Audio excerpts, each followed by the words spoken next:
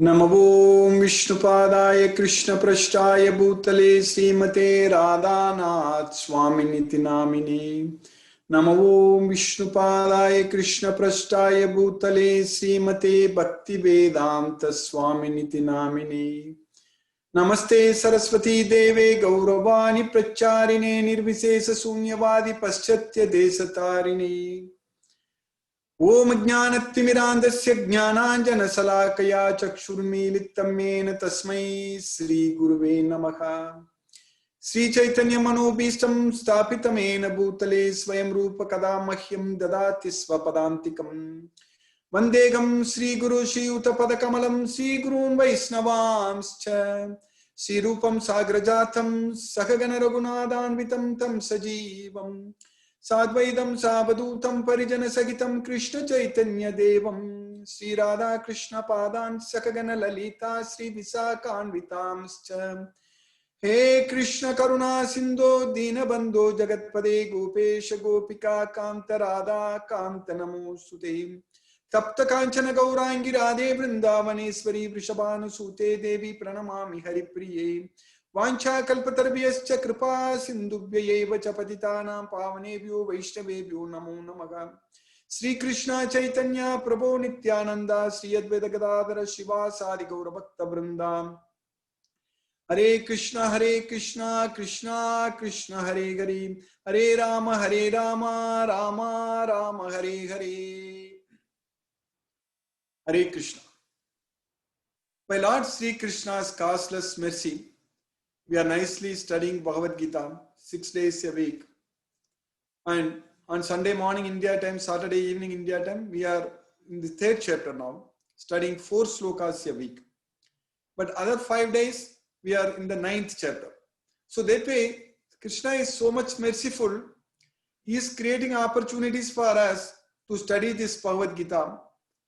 For example, if the devotees who joined for our class only for the first time or very recently, so they are able to now understand the slokas from the third chapter now.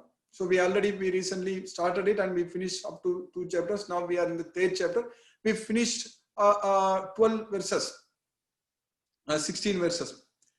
So in the third chapter. But the title of the third chapter is Karma Yoga. So what is Karma Yoga?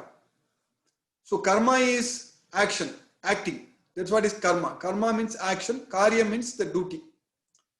So that's what we need to understand there. Karya means duty. Karma means action. We are acting. So here in this Karma Yoga, Krishna is teaching us that very clearly that we have to act without any attachment to the results. What is the meaning of yoga? We already know very well. Many times in the past I have explained about yoga. Everything is based on Bhagavad Gita, of course. Because in Bhagavad Gita, Krishna is teaching us all the knowledge fully, completely. Asesataga. Asesataga means completely. So, Krishna is teaching in the second chapter, in one sloka, Krishna taught us that Siddhya Asiddhyo Samo Bhutva Samatvam Yoga Uchyate. So that means being equal in both success and failure. So that equanimity is called yoga. So that's what is called yoga. The meaning of yoga means not getting affected by the results. So karma yoga means we perform our activities, that means perform our duties, but not getting affected by the results. So then you call it as karma yoga. Karma means you are acting and yoga means you are not affected by the results. So that is called karma yoga. But you are affected by the results, that he is known as a karmi. Karmi is a person who is going after the results. But a person who is not going after the results, who is not getting affected by the results, so that we are doing it as a karma yoga. And we know that every one of us have to act in this way. Nobody can sit idle. So just in the third chapter, a couple of weeks ago, we studied that sloka very well, very clearly. So not even a single moment one can refrain from acting. Everyone is forced to act helplessly by the 3 modes of material nature. Karyategi avassaka karma. Karya. Karyategi avassaka karma. Means karma is the action. Karyategi means the duty. So we are forced to do our duty, forced to act. Karyategi avasaga karma sarvaga prakriti jay gunai. So the gunas, so which is born from prakriti, the three modes of material nature. So that way, by doing karma yoga, by performing karma yoga, we will not be forced to act. That is the main thing. So we are all forced to act, but how we can stop that force? How we can get ourselves free from that force, from that control? No one is independent. No one is free. So we can celebrate Independence Day, freedom, all such things, but no one is free in this world, and everybody is controlled by the three modes of material nature. But if we are doing that, all our activities as karma yoga, so that means if we are not attached to the results, that means if we are not affected by the results, so then we will be freed from that force. Whatever this Maya, these three modes of material nature, which is forcing us to do all the activities. But now by performing our activities without attachment to the results, we will be able to free ourselves from that force. So that's why in the beginning, Arurukshir Muner Yogam Karma Karanam Uchyate. In the beginning, Arurukshur Muner Yogam, before we achieve this yoga, Karma Karanam Uchyate. We need to perform our duty, we need to act. So that's what Arurukshir Muner Yogam Karma Karanam Uchyate. Whereas Yoga Rudasya, after we achieve this yoga, that means when we are no longer disturbed by the results, when we are able to achieve that equanimity, that yoga rudasya samaha karanam uchyate. So then we can stop working. We don't have to act. We don't have to do anything. We are free. Nothing is going to force us to work. Nothing is going to force us to act. We are completely free. So that's what yoga rudasya tasyeva samaha karanam uchyate. So first, now we need to act. And so there is no point in talking about sannyasa at all. That option is totally not available to us. Sannyasa means not acting, not doing. So we need to act. So that's why anashritaha karma palam karyam karma karotyaga sa sannyasi cha yogi cha. So karyam karma karotyaga means one who performs the duty without attached to the results, without any attachment to the results. So that means he is known as a sannyasi, he is known as a yogi. So now it's very clear. It's very clear that we need to act. So we need to act means we need to do karma yoga. So that means we have to engage our mind. We have to engage the working senses. So the working senses are should be under the control of the mind. Because mind only dictates. Mind only wants this and that. The desires are coming into the mind. So the desires are fabricated in the mind, all due to mental concoctions. Sarvan partha manogatan. Sarvan partha manogatan means everything is produced in mind. Sarvan partha manogatan. So now we need to act. That is the main thing. So we need to control our mind. So if we control our mind, so then we will be able to control our working senses. If our mind is not in our control, then we cannot control our working senses. Karmendriyas.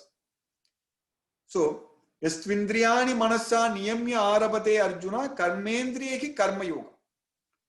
So, we need to perform karma yoga. Karmendriyeki means using the working senses. So, we need to use the working senses and perform the karma yoga by regulating our karmendriyas. With what? With mind. With manasa. Manasa. Yastvindriyani manasa niyamya arabate arjuna. So indriyani manasa. Indriyani manasa means control the senses with the mind. That's what indriyani manasa. If we don't control our senses with our mind, first of all, in order to control our senses with our mind, we should control our mind. The mind should be under our control, first of all. Mind should be under the control of the self. So under the control of the soul. So if we are able to control our mind, then only we can control our senses. So in order to control our mind, we need to connect with Krishna. We need to remember Krishna. Chant Hare Krishna Maha Mantra and focus our mind on Krishna. First of all, get this knowledge of Bhagavad Gita and focus our mind on Krishna. So by thinking about Krishna all the time, we will be able to control our mind. Once the mind is under our control, once the mind becomes our best friend, then we will be able to control our senses. So for all these things, Bhagavad Gita knowledge is needed. So for how we can get Bhagavad Gita knowledge? Just having faith. That's why we are getting this opportunity. Every day we are studying Bhagavad Gita. We are studying, we are making so much progress. We are understanding all the slokas very well. Exactly like how Krishna is teaching Bhagavad Gita, the same way we are understanding this Bhagavad Gita. So just by getting this Bhagavad Gita knowledge, by understanding this knowledge fully, by knowing about Krishna, by knowing that Krishna is the Supreme Personality of Godhead, by surrendering ourselves unto Krishna, by focusing our mind on Krishna, we are able to control our mind. We will be able to make our mind as our best friend. If you don't do that, then mind will remain as our worst enemy. So whether our mind should be our best friend or worst enemy, it all depends upon whether we have the knowledge of Bhagavad Gita or not, whether we get the knowledge of Bhagavad Gita or not. So all of us are now getting the opportunity to control our mind. So then with the help of our mind, we can control our senses. So that's why Yastvindriyani Manasa Niyamya Arabate Arjuna Karmendriya. So niyamya means we should be able to regulate our working senses. Karmendriya. Then we will be able to perform karma yoga. We will be able to act. So that is called karma yoga. So that means bhakti yoga, buddhi yoga, karma yoga, everything is coming together here. Because thinking about Krishna, doing everything for Krishna, that is bhakti. So with bhakti only we will get buddhi. So Krishna is teaching us that buddhya yukta yaya partha karma bandham prakasasi. You engage, you act with intelligence. Karmajam buddhi yuktagi. Karmajam buddhi yuktagi palam tyatva manisinaga. By giving up the attachment to the results. Then janma bandha vinimukta padam gacchanti anamayam. So that means in order to get this buddhi, intelligence, what is known as buddhi yoga, we need to perform dhyana yoga. We need to remember Krishna. So that is called Dhyana Yoga. That is controlling our mind. Focusing our mind on Krishna is known as Dhyana Yoga. Meditation. In the 6th chapter, Krishna is teaching us the Dhyana Yoga. So then we are talking about Bhakti Yoga also. That is devotion unto Krishna. Bhajatam, Priti Purvakam. Bhajata means worshipping me. That is Bhakti. So Bhajatam Priti Purvakam, Dadami Buddhi Yogam tam. Tesam satata yuktanam bhajatam priti purvakam dadami buddhi yogam tam. Yena mam upayantati. So all these things are coming together. That means studying Bhagavad Gita, understanding Bhagavad Gita, knowing about Krishna, developing love towards Krishna, and then focusing our mind on Krishna. So controlling our mind, making our mind as our best friend. So then with our mind control our senses. So that is what then we will be able to control our working senses and perform our activities, duties. So that is what is called karma yoga. So karma yoga. So that way we are all forced to work in this way. There is no doubt, but we can free ourselves from that force with the knowledge of Bhagavad Gita. That's what we are going to study today also. Today we are going to study 4 slokas. We are going to study and understand very, very nicely. That we have to, Krishna is so much merciful that he has given us this knowledge and it is full of science. That is the main thing. People who don't follow this, they are controlled so much by the 3 modes of material nature. And we cannot have so much faith on this material world, materialistic things. Everything is temporary. Everything is going to come to an end. No one can rule this world forever. No one can enjoy in this world also. Because this is a place for miseries. So when it's a place for miseries, so then how one can claim that he's enjoying? Nobody is enjoying. Everyone is suffering. That is the fact. Suffering is the only constant thing in this world. All the time we are suffering. Janma, Mrityu, Jara, Vyadi. They are our real suffering. So birth, old age, disease and death. As long as we have this material body, As long as this soul is stuck inside this material body, we cannot say that I am enjoying. That is foolish. It's utter foolishness. It's completely ignorance. Complete ignorance. When anyone says that I'm enjoying, no way. No one can enjoy in this world. When we are stuck in this temporary material body, how can we enjoy? We can really enjoy when we are no longer controlled, when we are no longer caged inside this material body. So the real enjoyment comes when the soul is set free, when the Atma is set free. Like a bird, we catch a bird and keep it inside a cage and lock it. And if the bird thinks that I'm enjoying, if you feed that bird, and if the bird thinks that I'm enjoying, that is like that only in this material world. When we think that we are enjoying, nobody can enjoy. But devotees can really enjoy. Because once we focus our mind on Krishna, once we think about Krishna, we do everything for Krishna. So we completely get ourselves disconnected from this material world. So that means we don't think anything about this material world at all. Our mind should be completely filled with Krishna, Krishna's memory only, Krishna consciousness. That is what is known as Krishna consciousness. So that we all will be able to achieve that status. There is no doubt about it. And of course, by doing this, we are going to progress very well in every direction. We are not going to lose anything. That is also very important. Materially speaking, we will not be poor. We will not be struggling for our daily bread. Everything will be very nicely arranged by Krishna. Everything will be very nicely taken care by Krishna. So that's very important. So now we finished 16 slokas in the 3rd chapter of Bhagavad Gita. In the last week we studied, Krishna was talking about Krishna, the chakram, that cycle.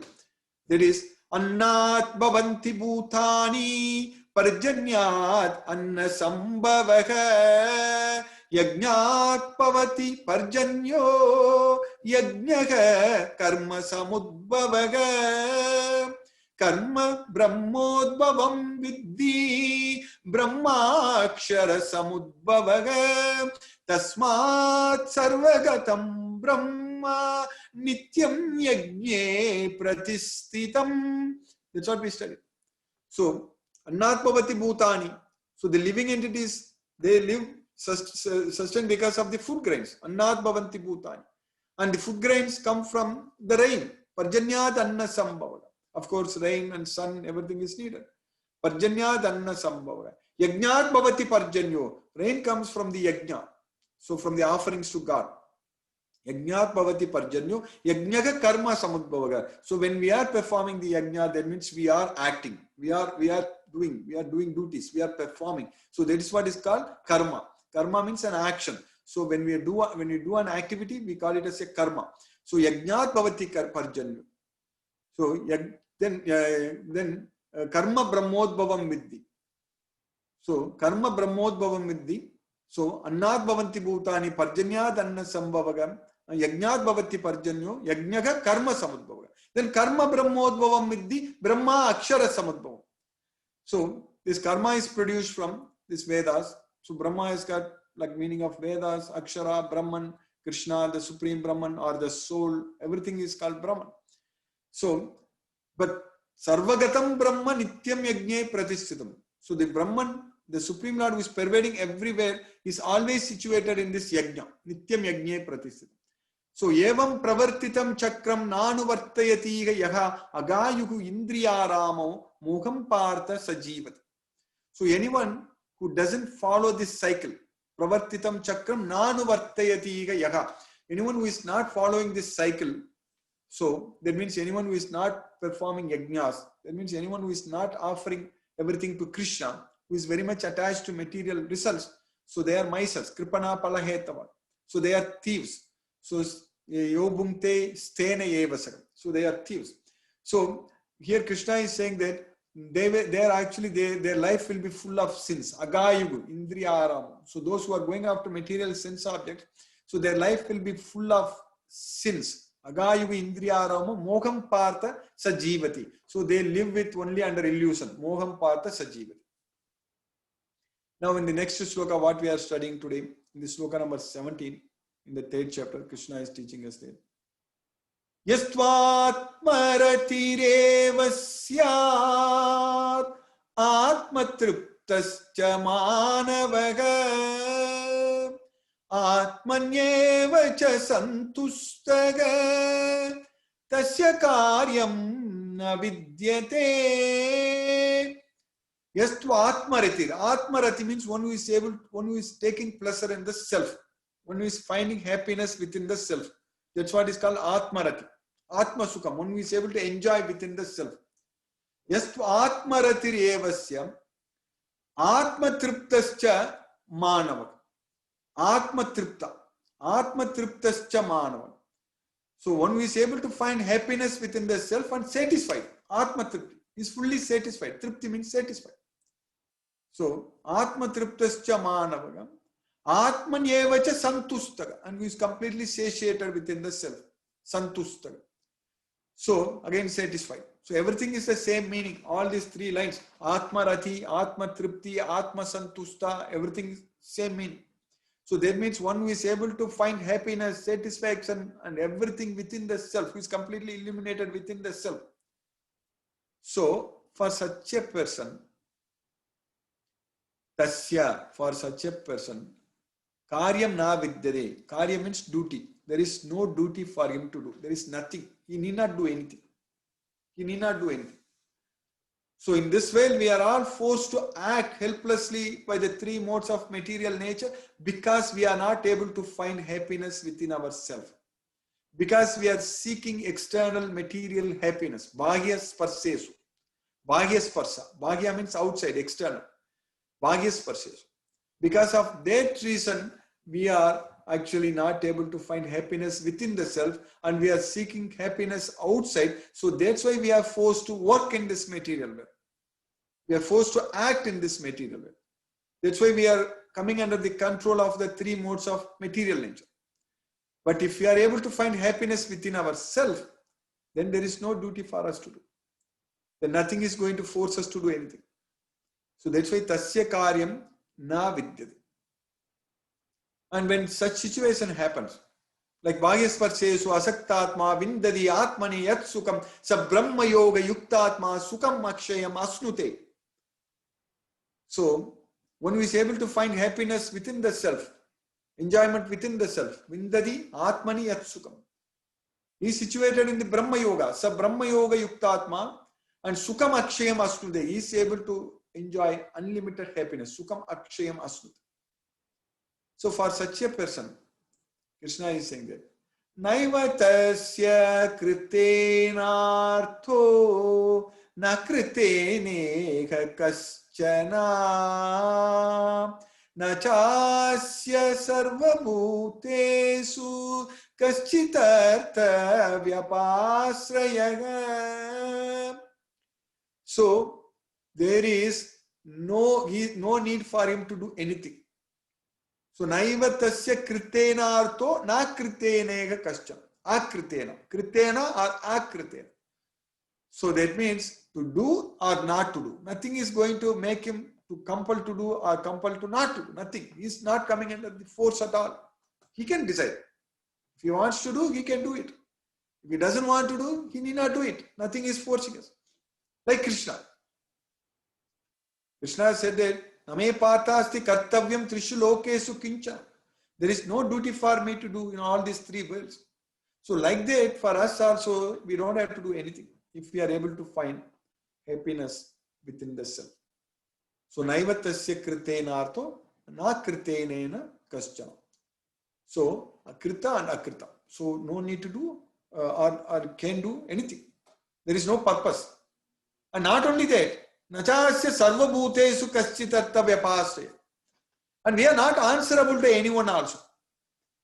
Sarvabhutesu kaschit artha vyapasya. We don't have to take shelter unto anyone. We don't have to depend on anyone. That is the main thing. We are not answerable to anyone. We don't have to depend on anyone. We are completely set free. When it is going to be, when it will happen, when we are able to find happiness within the self. When we are not seeking happiness outside of us. So then we will be able to find a very, very happy and blissful life. That's what Krishna is saying. So that's why Krishna is saying that tasmat. In the next sloka, Krishna is saying that tasmat. That means therefore. Tasmat asaddaga satatam karyam karma samacharan. Asatto hyacharan karma paramapnoti purushaga. Paramapnoti purusha. Tasmat asaktaga satatam. Therefore, all the time, satatam asaktaga, without any attachment. Asaktaga satatam karyam karma samacharan. You perform all your duties. You perform all your activities all the time without any attachment. Tasmat asaktaga satatam karyam karma samacharan. Asakto hi acharan karma. If you are not attached, asakto, if you are performing all your duties without any attachment, asakto hi acharan karma, paramapnoti purushaga. You will attain the supreme person, paramapnoti purusha. So we will achieve Krishna. We will go to Krishna's well. So that's why in Bhagavad Gita, Krishna is repeatedly asking us that give up all attachment to the results. Don't have any attachment. Asaktaga satatam karyam karma samacharan. Asakto hi acharan karma paramapnoti purushaga. So if we perform our duties without any attachment, so then we will be able to achieve the Supreme Personality of Godhead, Paramapnoti. Krishna is also giving an example here in the next sloka, the sloka number 20. Krishna is giving an example. Karmanaivahi samsiddhi asthita janakadayaga loka sangraham evapi sampasyan kartumargasi. So karmanaivahi samsiddhim asthita janakadaya. So by performing this way, without having any attachment, so just doing for the sake of doing as a duty. Already Krishna is giving an example, Janakadaya. So Janaka. So the King Janaka. Who is King Janaka? Lord Sita's father. So that is Sita's father, goddess Sita's father. So Janakadaya. So karmanaivahi samsiddhim astita janakadaya lokasangraham evapi sampasyan kartum argasi. So you perform all your duty for the benefit of this world, benefit of the people. That's it. Because we are not attached to the results. So when we are not attached to the results, then why we need to do? Because we need to do for others, for the benefit of others, for the benefit of this world. That means we need to do only good things. See, people who are doing bad things, they are attached to the results. That's why they are doing bad things. But the devotees will never do such bad things. Abominable tasks, abominable activities, they don't do. Because they always do everything only for the benefit of the world. That's why loka sangraham evapi sampasyam kartumargasi. That's what Krishna is teaching us. So by Krishna's causeless mercy, we have successfully finished 4 slokas today and 20 slokas in the 3rd chapter of Bhagavad Gita. Hare Krishna. I'll stop now and we will discuss if any questions are there. Hare Krishna. Thank you, Guruji.